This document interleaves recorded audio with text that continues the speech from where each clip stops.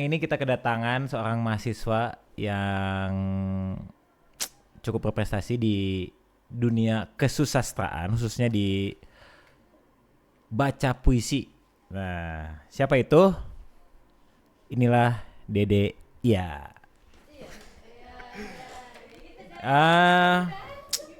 Halo Dede Iya, sehat? Halo, sehat Haipul.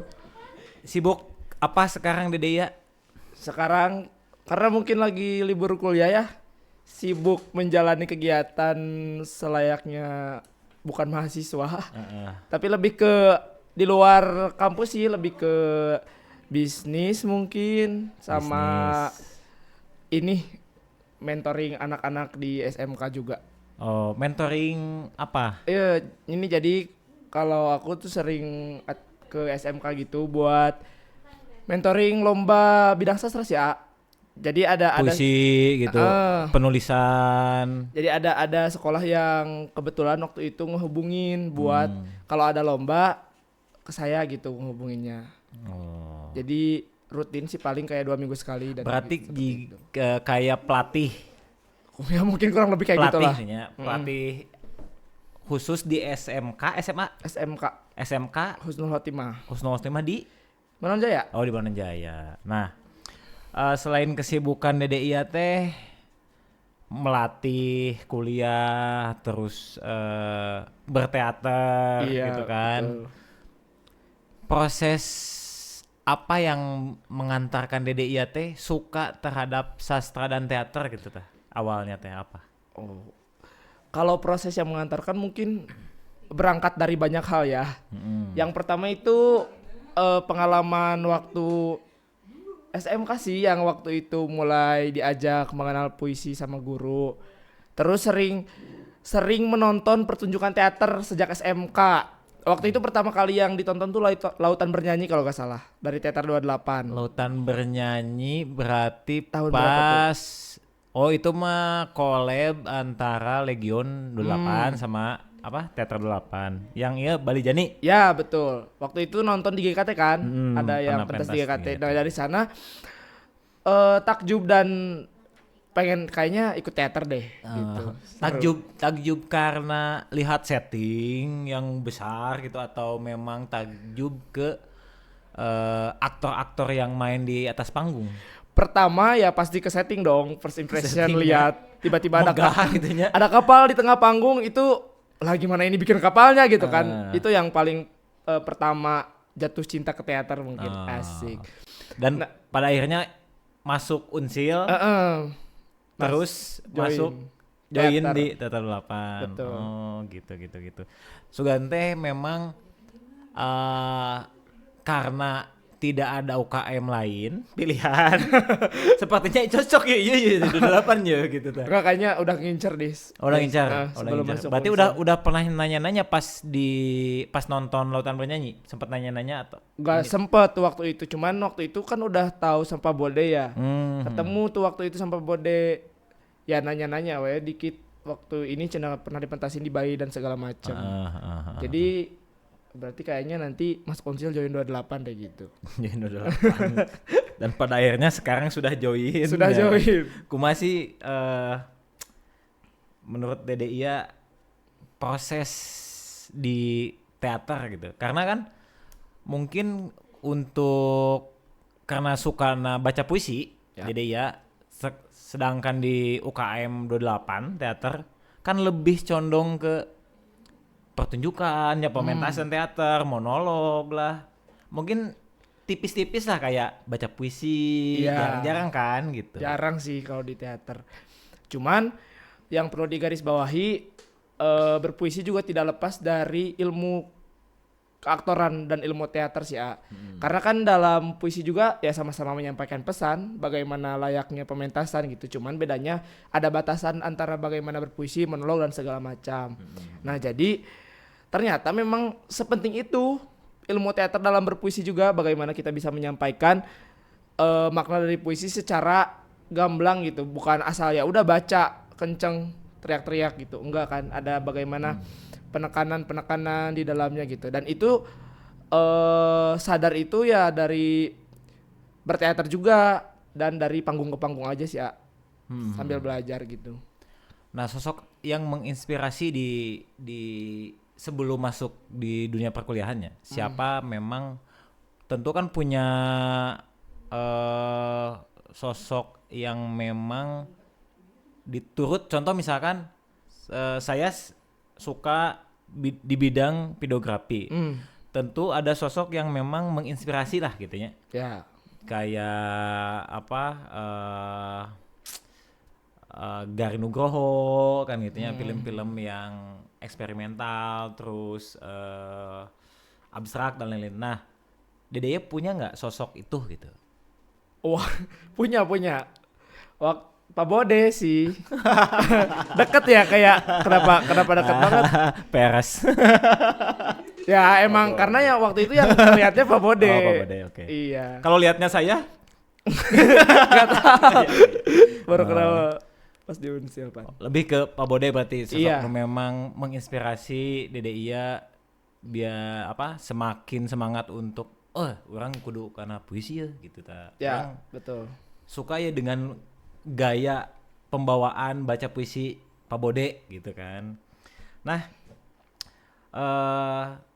tentu kan semua orang tuh punya karakternya. Ya. Pak Bode dengan Pak Bodenya sendiri caranya. Terus Lengkah, terus Ari Sakti. Ya. Nah, karakter apa sih yang Dede ya punya jadi punya karakter apa sih gitu dalam cara membawakan sebuah puisi gitu ketika membaca puisi? Kalau karakter ya, kayaknya sih gak bisa didefinisikan oleh diri sendiri, karena itu mungkin harus lebih ke yang lihat.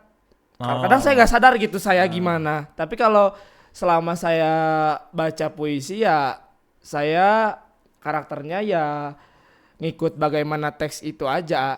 Jadi saya gak melulu baca puisi seperti A misalnya.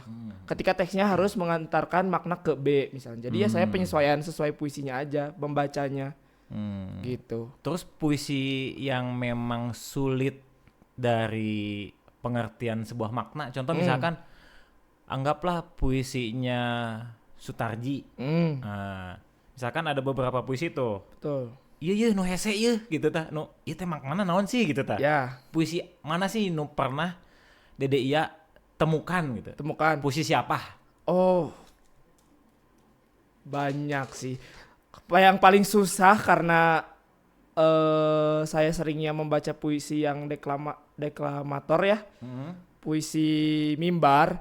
Jadi kalau misalnya puisi-puisi kamar atau puisi-puisi yang berbicara tentang keindahan alam, berbicara tentang diri sendiri, itu agak sulit. Oh, agak sulit. Karena mungkin ya tadi kayaknya stylenya mengarah ke puisi mimbar deh gitu. Lebih ke puisi mimbar. Karena cocok mungkin dengan karakter ya, gaya baca dan betul. sebagainya. Oke. Nah sebelum jauhnya ngobrolin mengenai puisi karena tentu kan tidak mungkin bisa sampai ke tahap yang ini nih Dede Iya tuh tanpa melalui proses yang panjang gitu. Masih proses dari awal bisa sampai ke karena kan teman-teman bicara juga perlu tahu ya Dede Iya itu sekarang menjuarai juara 1 baca puisi Peksimida Jabar yang sudah diselenggarakan kemarin dan akan ditandingkan membawa nama besar Jawa Barat di Jember gitu di Peksiminas. Masih proses itu gitu. Proses sampai saat ini mungkin ya. Ya semua juga berawal dari ketidaktahuan, ketidaksengajaan dan ketidakpastian ya. Tapi berangkat dari hal itu ada satu hal yang membawa saya terus berjalan sampai hari ini di baca puisi. Itu karena baca puisi seolah memiliki daya tarik tersendiri gitu bagi saya. Jadi kalau misalnya sebulan gak baca puisi atau gak ikutan lomba baca puisi itu hampa gitu. Ada yang kurang. Jadi, nah dari sana setiap semester setelah masuk Unsur itu sering banget cari-cari info lomba baca puisi atau sekadar memang for pembaca puisi. Itu bukan hanya untuk cari nama, cari muka, cari panggung dan segala macam, tapi lebih ke saya mau melihat bagaimana orang-orang lain membaca, bagaimana dinamika panggung terjadi dan segala macam. Nah mungkin ya proses yang ditempuh sampai saat ini ya tidak mudah sih ya. Jadi kayak setiap hari itu membangun satu anak tangga, dan mungkin di Peksimina saya harus membangun lebih banyak lagi anak tangga. Kenapa Gitu nggak sih. pakai lip aja gitu Lip. biar cepat gas gitu kan. Harus satu-satu, Wak. Satu-satunya Nggak bisa dan yang namanya juga prosesnya. Betul. Nah, bisa diceritakan nih judul puisi yang Dede Iya bawakan pas di apa? Pas kemarin nih di Peksimida. Peksimida. Ya. Puisi siapa sih? Kemarin baca puisi Tanah Air Mata karya Sutarji Kaljumbahri. Ya puisi itu kurang lebih ya menceritakan bagaimana warga pribumi yang mungkin lebih ke tertindas ya, bagaimana dia menderita di negeri yang kaya gitu loh. Bagaimana harta-hartanya dirampas di saat bangunan-bangunan meninggi, tapi dia tetap berlinang air mata begitu. Nah, sampai di akhir puisinya dia mendeklamasikan bahwa kalian sudah terkepung karena kalian gak bisa kemana-mana. Sejauh mata memandang, sejauh kalian melangkah, kalian tetap akan menginjak tanah air kami, air mata kami gitu. Nya jero oge nya Iya, puisi eta nya. lebih ke sana. Lu kayak sebuah nonnya perjuangan cukup berat gitunya. Berat. Nah, selain itu kan puisi yang memang waktu Peksimida Dede Iya bawakan ya. Nah, saya teh pengen tahu ya berapa intens kamu berlatih gitu ta. Berapa lama sih berlatih di baca puisi Buat Peksimida. buat Peksimida? Atau selain buat Peksimida, kalau misalkan untuk mempersiapkan lomba-lomba lain gitu. Ya. Kalau berlatih mungkin di Peksimida dulu ya. Karena waktu itu kebetulan alhamdulillahnya ada Pak Bode yang mengarahkan. Tapi gak banyak pertemuan sih, mungkin kalau bisa dihitung kurang dari 7, kayak cuman 5 atau 4 pertemuan sama Pak Bode latihan gitu. Cuman sisanya ya sendiri gitu di rumah. Okay. Proses saya selalu ingat kata-kata Pak Bode waktu saya GBBSI tahun lalu ya. Dia bilang bahwa harus memperbanyak waktu memahami dibanding waktu latihan. Karena percuma latihan terus-menerus tapi kita kosong gitu, gak paham sama maknanya. Jadi kan gak sampai-sampai juga maknanya. Jadi sebenarnya saya datang latihan bersama Bode itu hasil ngulik seharian di rumah misal gitu. Jadi gak dengan tangan kosong gitu kalau ketemu sama Pak Bode itu. Karena kalau tangan kosong ya lama juga gak sih prosesnya. Jadi seringnya ngulik di rumah karena kebetulan punya kaca besar. Jadi di depan kaca gitu. 7 meter ke 7 enggak? Enggak lah. Lumayan tapi kan sebadan muat gitu. Kalau gede mah kan kayak tempat tempat yoga, Oh, tempat iya. gym. Sepasnya badan sih kayaknya. Berarti punya, kenapa sih harus pakai kaca? Karena kayak monolog gitu. Tentulah baca puisi, melatih ekspresi, kebanyakan biasanya kayak tari itu perlu cermin gitu kan. Namun sih alasannya gitu. Biar sadar diri. Bukan sadar diri sih, lebih ke itu mah kayak ngaca diri lah. Iya, berkaca mungkin. Kayak ini udah pas gak ya sama intonasinya. Mukanya udah pas, gerakannya udah pas belum ya, udah enak dilihat. Karena kan tetap performing dong. Keseluruhan dong yang dilihat. Jadi gak bisa suara doang yang bagus tapi tubuhnya kaku misal, atau ekspresinya gak main kan gak jadi apa-apa juga. Itu sih perlunya cermin kayaknya. Nah kan bagi sayanya ketika melihat atau membaca puisi siapapun itu, kadang saya kan sulit untuk membedakan kayak penggalan-penggalan gitu tah. Kayak karena kan mungkin koreksinya bisa saya salah. Karena nggak ada titik koma gitu penggalan itu kan kayak ini kalau misalkan dibaca secara normatif normal orang biasa jadi nggak jadi sesuatu kan si puisi mata itu gimana sih gitu cara penjedaan penggal apa gitu. Sebenarnya kalau saya pribadi ketika menjedai sebuah puisi, menjedai mah ini ya.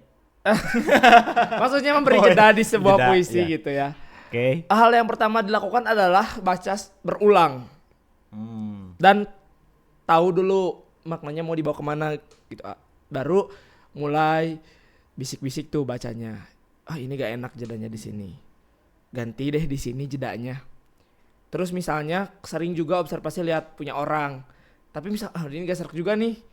Misalnya kadang lihat dulu artikel di Google gitu yang membahas terkait puisi itu bagaimana. Nah, pada akhirnya pemenggalan dalam puisi itu tidak dipatok. Misal yang puisi Sutarji pun yang kemarin pun bervariatif pas lomba. Tapi sebenarnya sepemahaman saya dan sejauh saya evaluasi dari juri-juri lomba, sebenarnya pemenggalan tuh tidak apa-apa berbeda. Yang penting tidak merubah makna puisinya. Jadi mau misalnya si A penggalannya di B, si B menggalnya di A, selagi maknanya sampai dan tidak berubah, itu sah-sah saja. Memang bebas. Ini takutnya kan jadi salah tafsir gitu kalau memang kita ngasal secara pemenggalan gitu, takutnya salah tafsir. Kayak gini lah, kayak intonasi juga kan bisa salah tafsir. Iya, ngaruh. Contoh minta tolong misalkan. Minta tolong kan mungkin gitu iya betul gitu kan? betul naon sih gitu harus benar-benar minta tolong kan harus gitu, gitu. Kayak gitu kan. Jadi apakah nggak apa-apa sebebas itu gitu dalam pemenggalan dan apapun itu. Iya, tadi balik lagi ke makna sih pemaknaan kan. Kalau misalnya tadi nih minta tolong kalau nadanya gitu kan maknanya jadi kemana kan. Lucunya. Maksud mungkin yang pernah saya dengar tuh yang penting maknanya gak berubah tuh ke sana. Dari segi ngaruh juga nih intonasi, penjedaan segala macam. Bahkan ada juga sih puisi yang sebenarnya baitnya tuh terpisah. Tapi ketika baca itu digabungin. Kayak puisi yang Kita Adalah Pemilik Sang Republik ini misalnya karya Taufik Ismail yang ada 2 baris ngegantung di bait pertama misal. Aduh, apalagi lagi. Waktu itu waktu BSI itu ada yang bacanya misah, padahal harusnya disatuin karena masih satu makna katanya. Gitu. Lumayan pemenggalannya. Lumayan rumitnya. PR bagi saya yang memang belum pernah baca puisi, hanya buka doang gitu, baca-baca dalam hati gininya, tapi walaupun naon sih maksudnya gitu. Bahkan kan ada puisi-puisi anu aneh gini, berapa kata gitu-gitu. Maksudnya naon gitu kan. Untuk memaknai sebuah tulisan apalagi puisinya bagi saya PR pisan gitunya karena kan apalagi si penulisnya sudah meninggal gitu. Teh maksudnya naon. Kebanyakan kan saya mah berpikir bahwa ketika si anggaplah Hairil Anwar misalkan membuat puisi A misalkan, saya mah kadang mikir dia membuat puisi itu tahun berapa gitu. Dan di tahun itu ada kejadian apa. Iya betul, pasti kan memantik itu kenapa dia buat puisi itu, walaupun memang tidak 100% by momentum. Betul. Gitu. Adapun yang memang mengenai isi hatinya, masalah pribadinya kan bisa. Tentang cinta dan lain sebagainya bisa. Gitu. Nah, sebelum lanjutnya, saya mah pengen nanya kayak pertama kali bisa jatuh cinta terhadap puisi gitu, kapan? Jatuh cinta karena puisi gitu. Wah, gegeloan saya mau puisi banget orangnya. Gak sampai gitu juga sih. Kayaknya puisi. Kuliah semester 1 deh. Kuliah semester 1. Karena waktu itu kan memang lagi masa penasarannya ya. Karena di SMK kayak gak cukup gitu. Iya. Mulai mencari banyak info lomba. info panggung dan segala macam. Ya meskipun di sana banyak kalahnya, tapi kenapa saya terus berjalan, berarti ada rasa cinta di sana dong. Gitu. Kenapa saya terus ikut meski kalah, meski sakit misalnya. Ya berarti ya ada hal yang membuat saya jatuh cinta kepada puisi dari sana, dari semester 1. Ya. Nah, kayak gitunya. Kayak saya pernah dapat kata-kata gini nih. Jadi seorang guru teaternya, salah satu di Tasik juga. Jadi bukan kamu yang memilih teater katanya teh. Betul. Tapi teater yang memilih kamu. Nah, mungkin seperti itu yang seperti dialami Dede Iya-nya. Bukan Dede Iya memilih dan jatuh cinta terhadap puisi. Tapi mungkin puisi yang memilih Dede Iya. Mungkin gitunya. Asik. Mungkin. Mantap quote hari ini, guys. Kata-kata hari ini. Kata-kata hari ini. Nah, lanjut ke apanya? Mau nanya apa lagi nya? Biar enakin ini teh. Nah ya, jadi kayak kan di setiap penulisan kesusastraan ya, mau nulis lakon lah, puisi lah, baca puisi, monolog dan lain sebagainya, tentu kan ada cara, teknik gitu. Iya. Terus tantangannya gitu. Apa sih yang Dede Iya cara teknik untuk membedah sebuah puisi, terus tantangan apa yang memang sering dihadapi ketika mau membaca puisi, apa menghadapi sebuah lomba gitu. Ya. Apa? Kalau tantangan membedah itu yang pertama dari segi apa ya? Teks puisinya sih, banyak teks puisi yang misalnya dalam satu bait itu penuh banget dengan majas. Penuh banget. Nah, harus dijelasin dulu majasnya apa. Karena soalnya tidak semua orang tahu betul. Majas. Kayak perumpamaan, Perumpamaan. dan makna konotasi yang bukan sebenarnya gini. Okay. Jadi gak secara gamblang. Nah, ada beberapa penyair yang seperti itu mungkin stylenya. Ada juga yang nah itu yang paling sulit kalau untuk membedah puisi. Tapi biasanya kalau dari satu bait itu suka ada kata kunci kata kunci atau satu baris itu kayaknya, nah ini dia maknanya ke sini. Nah baru balik lagi baca dari awal lagi gitu. Itu tantangan kalau membedah.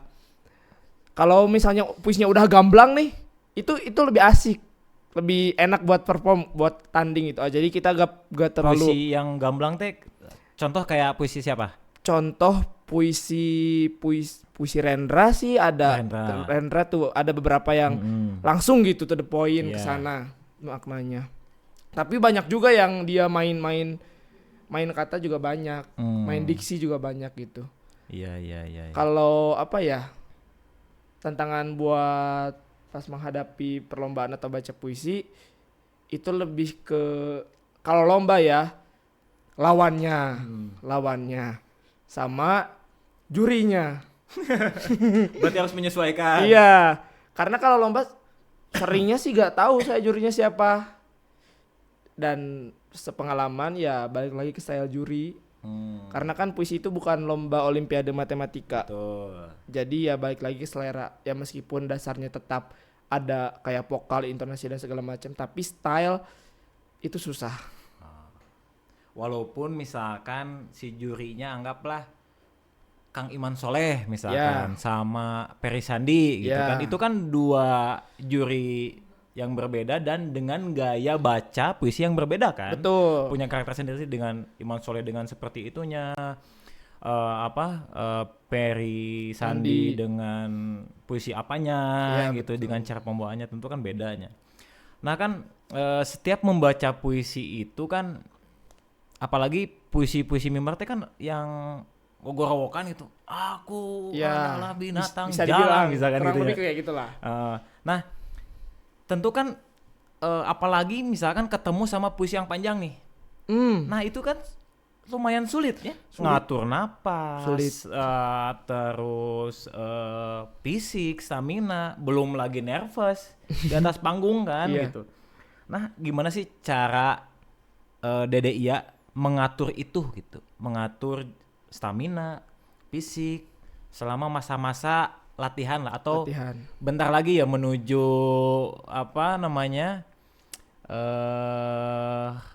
apa pertandingan Pertandingan gitu. lomba. Kalau untuk strategi kalau misalnya nih dapat puisi panjang dan Hmm. mimbar, Ya. karena gak setiap puisi mimbar, memang gak setiap puisi mimbar harus selalu berteriak dari awal kan. Dah dari teater lah saya belajar bagaimana berdinamika, berdialog gitu kan. Karena misalnya di bait pertama kita main santai dulu, bait kedua gas, bait ketiga turun lagi gitu. Jadi yang mendengar pun gak bosen kan. Kalau misalnya kita sudah tarik dari awal sampai Bebelan-belan, akhir ya. tarik, apa yang mau didengarkan, apa yang mau disampaikan gitu. Jadi mengatur stamina dan segala macam itu di sana. Jadi ada part yang memang saya harus habis-habisan nih powernya, ada yang bisa ke dalam ditahan misal kayak gitu. Jadi biar selesai gitu membaca puisinya sampai akhir.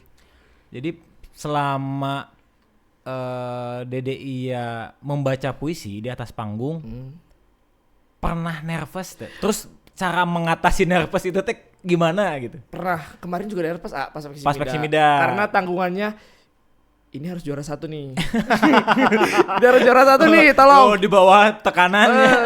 Karena harus juara 1 nih puisi tahun sekarang. Karena kan sebelum-sebelumnya gak juara 1 tuh. Iya. Kayak pengen dan Peksimida ini menjadi peserta Peksiminas adalah mimpi saya sejak maba. Jadi udah Berarti belum pernah. Yang tahun kemarin ikutan? Enggak pernah. Ini Oh, pertama kali ikutan. pertama kali? Peksimida. Oh, Peksiminas. iya. Terus? Jadi kayak ya Allah tolong ini harus sih, ini harus ke 1 sih. Jadi pas ke panggung saya sebenarnya gak nervous ya pas naik panggung kayak oke, saya mau baca puisi. Tapi pas di panggung lah kok getar sendiri tangannya. Dan itu dinotis banget sama teman saya. Kayak setelah turun tadi kunaon getar cenah tanganna pas bait pertama. Liliniun gitu ya. Duka tak apa sekarang. Tapi kan bagaimana saya mengatasinya? Dikarkatkeun geuning rada diikeun. Tapi alhamdulillahnya waktu itu karena puisi Tanah Air Mata ini bait pertamanya sedang bercerita terkait kesedihan. Jadi kayaknya gestur getar itu agak mendukung tuh. Alhamdulillahnya. Alhamdulillah kapake. Jadi Dah bukan nervous ini mah gaya we memang. Itu mah bagian dari perform lah gitu. Oke. Nya lumayan PR sih dah. PR. Saya lagi pernah tapi bukan baca puisi. Ya.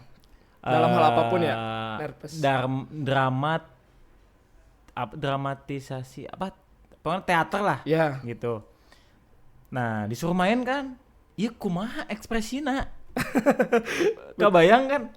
Pertama kali di atas panggung walaupun gak kelihatan gelap gitu ya. Jebak paling depan. Terus ayam ikan deh. Bertiga jadi konsepnya teh apalah gitu. Bener-bener nervous banget itu teh. Pasti. Iya ekspresinya kumanya. Terus orang lain lihat saya teh Kumaha? mengetawakan Iya. gitu teh. Apakah lempeng-lempeng wae ketika saya nonton gitu sebagai penontonnya. Iya. Ya lempeng-lempeng wae gitu enggak menertawakan itu ekspresinya geuleuh gitu kumaha. Henteu gitu. Apakah seperti apa? Nah itu jadi PR teh. Jadi dialog sama pikiran itu kadang tersinkron. Betul. Pikiran orang lain penonton kumanya anggapannya ke kita. Sedangkan di sisi lain kita juga harus nunggu momentum. Benar. Ini bagian saya dialog. Bagian saya. Bisa ajok-ajokan cerita tuh gimana ya kan saling gitu. bunuh.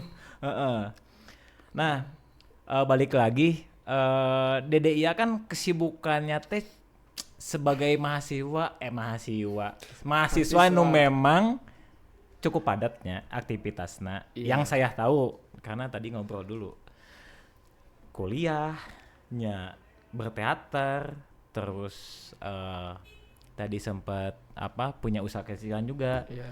Itu masih nggak bagi waktu gitu. Apalagi kan sekarang persiapan mau ke Jember Peksiminas. Di sela-sela latihannya harus kuliah. Di sela-sela kuliahnya harus nyari cuan gitu. Iya betul. Terus muter kan belum lagi ada misalkan Tugas. agenda tambahan iya, selain tugas kayak tadi baca wangsit. Misalkan gitu. Iya, Tiba-tiba misalkan apa gitu. Masih nggak bagi waktunya. Bagi waktunya sebenarnya kayaknya bisa karena terbiasa dipaksa gitu. Dakwahnya juga gak expect bakal bisa bagi waktu, semuanya berjalan begitu saja. Tapi yang paling susah bagi waktu tuh bagi waktu buat tidur. Jadi yang terkurasnya waktu tidur. Berkegiatan bisa nih, ini saya baru tidur 3 jam, 2 jam hari ini. Aman lah. Aman lah, masih Aman lah. ada tidur kan. Masih ada tidur lah. Ya, gitu. Jadi misalnya nih pagi siang kuliah. Siang pulang dulu ke rumah bikin produk misal ya. Terus malamnya latihan teater. Pulang, besoknya pagi kuliah lagi. Gitu. Kalau misalnya itu lagi jadwal pagi. Kalau misalnya memasuki bulan-bulan yang rame, itu kadang saya bagi prioritas A. Jadi misalnya oke, sekarang kayaknya teater enggak dulu deh ya. Lagi pula saya gak dibutuhin amat nih di teater misalnya kayak gitu. Kalau di bisnis kan saya gak ngurusnya sendiri, apa-apa sendiri. Jadi gak bisa ditinggalin. Tapi alhamdulillahnya kalau dari jarak jauh sih masih bisa bantu-bantu misalnya apa sedikit-sedikit. Ya. Nah, bisnis apa sih yang sedang digeluti Dede Iya? Malah ketawa Anda. Gak apa-apa. Apa? Sebenarnya saya bisnis buket, gift dan segala macam pernak-perniknya itu dari pas masuk kuliah sih. Oh, pas awal masuk kuliah banget? Iya, pas lulus sekolah mau masuk kuliah. Kan waktu itu lulus SNBP tuh. Nganggur. Ngapain ya? Muter nih otaknya, cuan. Dan gimana ya cara cari duit? Iseng-iseng aja sih dulu. Sebetulnya mah bikin bucket teh. Iseng belajar, tapi alhamdulillahnya banyak yang percaya. Kalau lihat buket yang dulu juga kayak kok ada ya yang beli ya. Kalau sekarang, kalau dulu ya kayak ngerasa itu udah karya yang paling bagus tuh yang dibikin. Tapi ya namanya juga proses mungkin ya. Alhamdulillahnya ada yang percaya seiring berjalannya waktu. Udah sekarang berarti udah jalan 2 tahun. 2 tahun. Sambil kuliah, sambil segala macam. Alhamdulillah sih masih bertahan sampai saat ini dan selalu ada. CEO bucket sebetulnya mah ini tuh yang menyamar membaca puisi. Masya Allah. Mungkin gitu ya. Berarti selain jago baca puisi, bermain teater, kayaknya mah kamu teh punya keahlian kriya. Jadi bikin itu iya sih, kerajinan tangan kan itunya. Kerajinan tangan, betul. Apa itu teh? Oh ya, boleh tahu mah apa sih nama brandnya? Oh, The Buket. The Buket. Ya. DE bau kuwait. Nah, seperti itu. Liar lahnya. Liar. Nah, The Buket pokoknya nama yang mau buket bisa. Boleh ke saya. Nah, boleh ke saya ya. Cuan manda nomor 1 ya. Nomor 1 sekali. Latihan nomor 1 juga. Nomor 1, semuanya nomor 1. Oke. Kan tadi aktivitasnya lumayan padat, nyampe tidur kurangnya, walaupun sempet nyempetin tidur 2 jam gitu karena aktivitas kuliah, teater lah, apalah gitu. Nah, boleh saya pengen atau teman-teman bicara, siniar teman bicara di yang nonton bisa dengar, iya puisi yang kemarin juara 1 Peksi Munda Jabar ini nih gitu. Bisa dibacain nggak puisinya? Boleh, ya tuh harus dibacain. Spoiler berarti ini. Ya. Buat Peksi Minas. Kalau Peksi Minas emang dibacain lagi? Ya sama. Tapi jadi 2. Jadi 2. Puisi wajibnya juga. Boleh lah, nggak apa-apa. Dah ini gak juga apa-apa. udah pada tahu ya di Jabar mah ya. Udah sih kayaknya. Boleh. Silakan, Dede Iya. Gak ada media apa-apa ya. Oh, mau apa? Kulkas gitu jadi 3 kia. Mau apa? Kertas deh boleh. Oh, kertas boleh.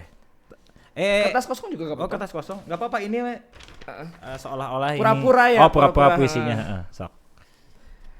Yang kemarin sambil duduk ya berarti ini. Sambil duduk, kalau berdiri mah nanti susah kepotong segini. Karena susah kan sambil pakai kaki. Sok, Oke, ini seadanya aja ya mungkin. Sok. Bismillahirrahmanirrahim. Ini saya lihatnya kemana? Hah? Lihatnya kemana? Lihatnya ke sini. Oke.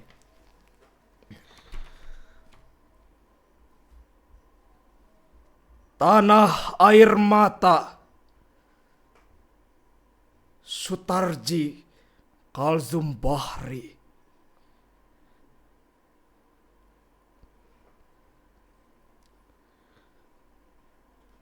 Tanah air mata, tanah tumpah dukaku, mata air, air mata kami, air mata, tanah air kami. Disinilah kami berdiri, menyanyikan air mata kami. Di balik gembur subur tanahmu, kami simpan perih kami. Di balik etalase megah gedung-gedungmu, kami coba sembunyikan derita kami.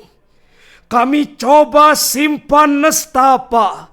Kami coba kuburkan duka lara. Tapi perih tak bisa sembunyi. Ia merebak kemana-mana.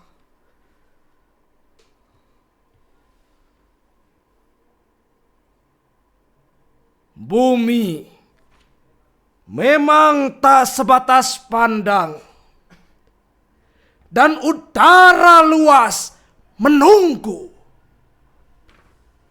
Namun kalian takkan bisa menyingkir. Kemanapun melangkah, kalian pijak air mata kami. Kemanapun terbang, kalian kan hinggap di air mata kami. Kemanapun berlayar, kalian arungi air mata kami. Kalian sudah terkepung. Takkan bisa mengelak.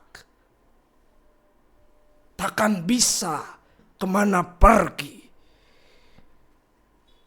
Menyerahlah pada kedalaman air mata kami. Udah gitu. Hebat, Dede iya. Air mata kami. Saya mah tuh bisa gigituan. Air mata. Sakit nggak ini tenggorokan?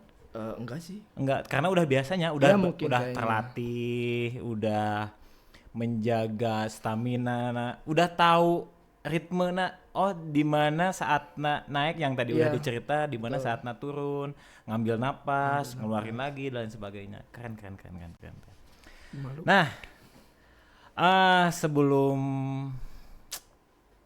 kita ngobrol lebih lanjut, sebetulnya cukup ini tuh saya jamnya harus 5 hari gitu 5 podcast hari, deh. betul. Mengupas tuntas ini mah Mengupas sampai ke tuntas. akar-akar. Nah, ada tips nggak untuk teman-teman di mahasiswi Unsil? Apalagi sekarang kan banyak adik-adik mahasiswa baru Iya. yang memang dia tuh seneng juga baca puisi, seneng Amin. dengan sastra. Amin, semoga banyak. Boleh bisa kasih tips gitu, kayak jangan patah semangat dan lain sebagainya. Oh, iya, Menurut silakan tips Dede Iya untuk teman-teman mahasiswa di Unsil seperti apa? Iya. Mungkin teman-teman pertama ya yang perlu diingat bahwa tidak ada hal yang instan. Meskipun mie instan kita harus masak dulu. Kecuali teman-teman makannya dikeremes. Itu karena ya, Pol. Ya, Itu tapi pun kan- cari duitnya gak instan. Yoi, Yoi. nggak ada kan kudu ngincig lah kawan. Iya, betul, sepakat. Jadi ya jangan baru sekali dua kali coba kalah nyerah. Puluhan kali kalah mulu mungkin baru tuh bisa pikir dua kali, oh berarti mungkin ini bukan passion saya. Tapi kalau misalnya baru belasan kalah mulu, berarti ada yang salah tuh misalnya. Jadi ya sebenarnya harus sadar bahwa proses itu memang perlu, dan teman-teman gak bisa metik hasil yang sekarang itu teman-teman baru mulai kemarin sekarang udah jago misalnya kan gak mungkin. Jadi teruslah berproses sampai manapun dan jangan pernah menjadikan siapapun patokan bahwa oh sampai di titik inilah saya merasa puas dan harus berhenti. Jadi teruslah berjalan sampai manapun di bidang teman-teman masing-masing, khususnya mungkin dibaca puisi. Semoga teman-teman ada juga yang minat dibaca puisi. Terus belajar dan yang paling penting ini sih, jangan merasa bahwa ini sih saya sih yang paling hebat gitu. Karena di luar sana pun banyak sih yang masih hebat, yang jauh lebih hebat banyak. Itu jadi setiap datang ke perlombaan, setiap datang ke event acara jangan merasa bahwa enggak sih orang gitu kita gak tahu orang lain juga berproses sekeras apa, doanya sekuat apa. Jadi tetap rendah hati dan terus berproses sampai manapun dan jangan pernah merasa puas. Sudah segitu kayaknya. Gagah pisan. Jadi kan sekarang mah banyak di zaman sekarang mah mungkin banyak orang yang memang pengen instan, terus pengen cepet ke puncak gitu. Dan itu tuh tidak mungkin. Tidak mungkin. Kalau memang prosesnya tidak ditempuh. Benar. Jadi teman bicara, apa yang tadi Dede Ia sampaikan melalui tipsnya itu bukan omong kosong karena Dede Ia sendiri yang sudah membuktikan itu kan gitu. Iya, bisa sampai ke titik di mana mungkin orang lain juga pengen ke tahap itu gitu. Amin. Kan gitu. Yang memang orang lain teh ingin tapi memang masih tak bisa dan Dede Ia sekarang udah nyampe di titik itu gitu. Walaupun memang itu bukan akhir dari semua proses yang sudah dilalui kan gitu. Betul, masih panjang. Oke, teman bicara segitu aja untuk hari ini. Sampai ketemu di siniar selanjutnya. Bye bye. Dadah.